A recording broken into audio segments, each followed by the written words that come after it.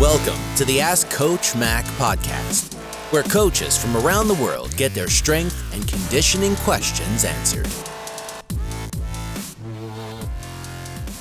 What's up, guys? Rob McKeefery here, and welcome to episode number 25 of Ask Coach Mac. Thank you so much for joining me today. We have a great question from Ed, but before we get to that, I want to thank today's sponsor, Iron Grip. Iron Grip is the largest provider of commercial free weight equipment worldwide and the only manufacturer with a line exclusively American-made. Their equipment can be found in premier facilities in over 60 countries, including 3 facilities I've put together. They're the industry leader and my go-to guys for bars, plates, and dumbbells.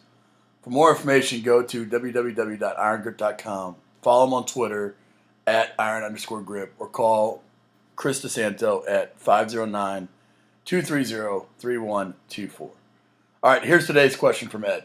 Coach Mac, Ed Smith here, head strength conditioning coach at Lynchburg College.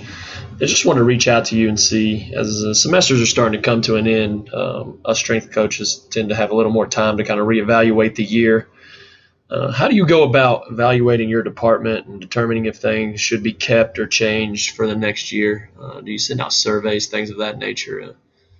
Be interested to hear what you got to say on this topic. Thanks, Coach. Ed, I appreciate your question and respect what you're doing there at Lynchburg and how you're going about your business. I see it from afar and really think the world of how you're attacking this profession. But to answer your question, how we evaluate our department each year, there's a couple things that we do. One, it's an ongoing process. It never stops. I mean, we're constantly tweaking each and everything that we do, and so we start with a plan. We'll put together essentially a manual for every phase of our training, and that serves as a blueprint. And obviously, as you know, with blueprints and building, it never stays exactly the same. And so we're constantly making notes and changes and tweaking based off of the feedback of the athletes. And essentially what we'll do is at the end of a training phase, we do what we call our quality control meeting. And in that meeting, everybody started with that same manual. Everybody made notes throughout.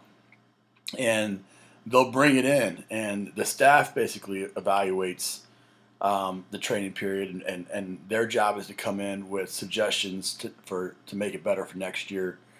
I evaluate it myself, and then we come into that meeting and we essentially design that phase for the next year. That makes it so it's a simple process. When we get to say winter for next year, we've already got a pretty good plan in place.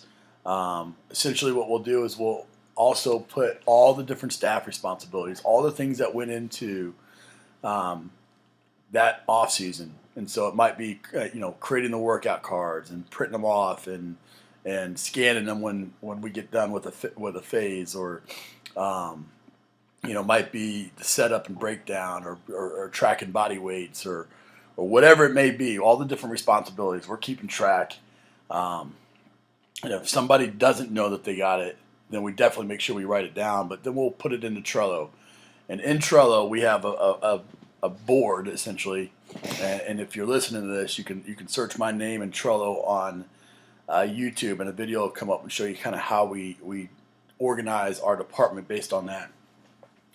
But we'll create a board for each phase, and in that phase, we'll put down every responsibility and assign it to a person. And so next year, when we're going through our planning period, which is usually the phase right before, so when we're in season, we're planning out the winter. When we're in the winter, we're planning out the summer.